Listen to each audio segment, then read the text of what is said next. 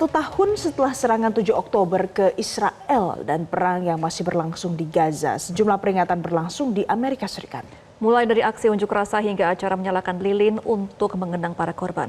Untuk mengetahui laporan lebih lanjut, sudah ada jurnalis VOA Valdia Baraputri yang tengah berada di aksi di Washington DC. Halo Valdia, bagaimana suasana peringatan di lokasi Anda saat ini? Selamat petang waktu Washington DC, rekan-rekan dan pemirsa. Saat ini saya berada di sebuah peringatan yang diadakan di sebuah taman bernama Meridian Hill di Washington DC. Peringatan ini berupa sebuah penyalaan lilin-lilin atau sebuah event untuk berduka bersama mengenang korban baik yang jatuh di Israel maupun di Gaza. Baik yang jatuh setelah serangan Hamas di Israel yang menewaskan sekitar 1.200 orang maupun di serangan Israel di Gaza yang saat ini masih berlangsung dan telah menewaskan hampir 42.000 warga Palestina. Seperti yang dapat Anda saksikan di belakang saya, ini ada sebuah tulisan Every life a universe, atau yang berarti setiap jiwa adalah semesta. Ini adalah simbol untuk menghormati korban jiwa yang telah jatuh pada konflik Israel-Palestina selama 1 tahun ke belakang. Saya ajak Anda untuk melihat bagaimana situasi di lokasi ini, di mana peringatan ini akan diadakan atau dimulai sesaat lagi. Orang-orang telah berdatangan yang nantinya mereka akan menyalakan lilin, kemudian berdoa dan juga berduka bersama untuk mengenang korban yang jatuh selama 1 tahun sejak 7 Oktober 2023.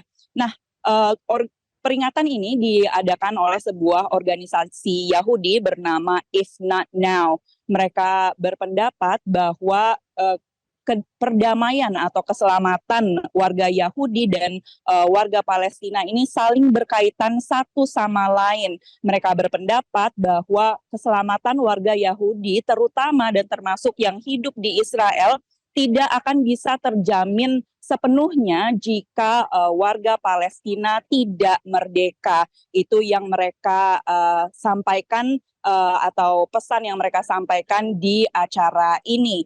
Selain di Washington DC, ada juga peringatan yang serupa di kota-kota lain di Amerika Serikat.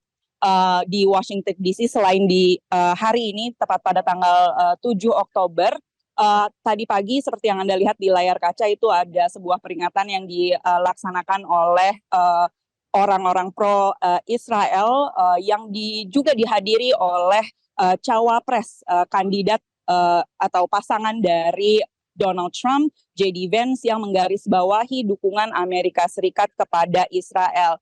Namun pada minggu lalu massa atau kelompok pro-Palestina juga telah menggelar unjuk rasa mereka tepatnya pada tanggal 5 Oktober atau pada akhir pekan. Mereka berunjuk rasa di depan Gedung Putih untuk memperingati apa yang mereka sebut sebagai 1 tahun genosida serta 1 tahun perlawanan. Dan acara yang berlangsung di depan Gedung Putih pada akhir minggu lalu itu diadakan oleh Gerakan Pemuda Palestina yang menyerukan Hari Internasional untuk beraksi bersama. Mereka tidak hanya mendukung atau tidak hanya menyerukan keselamatan bagi warga Palestina, tetapi juga bagi warga Lebanon yang tengah diserang oleh Israel, dan menurut data terakhir dari Kementerian Kesehatan Lebanon ini telah menewaskan sekitar 2.000 orang. Selain itu, acara peringatan pro-Palestina juga diselenggarakan di kota-kota lain di Amerika Serikat seperti ada di New York, Houston, Texas, dan juga di Detroit. Detroit ini adalah sebuah kota di negara bagian Michigan di mana populasi Muslim dan Arabnya terbesar di Amerika Serikat. Rekan-rekan. Valdia, melihat pemilu Amerika Serikat yang tinggal menghitung hari, apa yang dilakukan kedua capres terkait dengan isu ini? Ya, jadi yang pertama Donald Trump di tengah pemilu yang sudah menghitung hari serta di tengah eskalasi konflik Israel-Palestina ini, ia mengunjungi sebuah makam rabi di kota New York. Rabi ini merupakan pemimpin yang memimpin gerakan Yudaisme Ortodoks di kota New York antara 1951 sampai 1994. Trump juga dijadwalkan untuk berbicara di depan komunitas atau pemimpin Yahudi di salah satu resornya di Florida. Selain itu, J.D. Vance juga seperti yang tadi saya telah sampaikan telah berbicara di depan masa pro-Israel hari ini dan menggarisbawahi dukungan Amerika Serikat kepada Israel.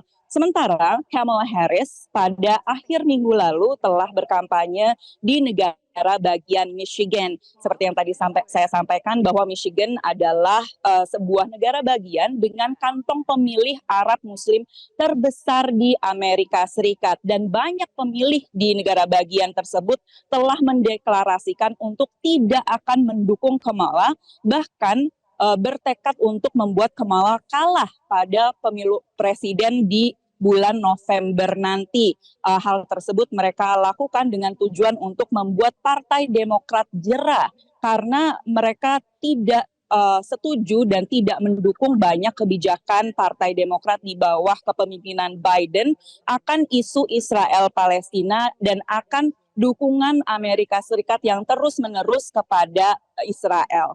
Rekan-rekan. Baik, terima kasih atas informasi Anda, Valdia Baraputri, langsung dari Washington DC. Selamat kembali bertugas. Jelajahi cara baru mendapatkan informasi. Download Metro TV Extend sekarang.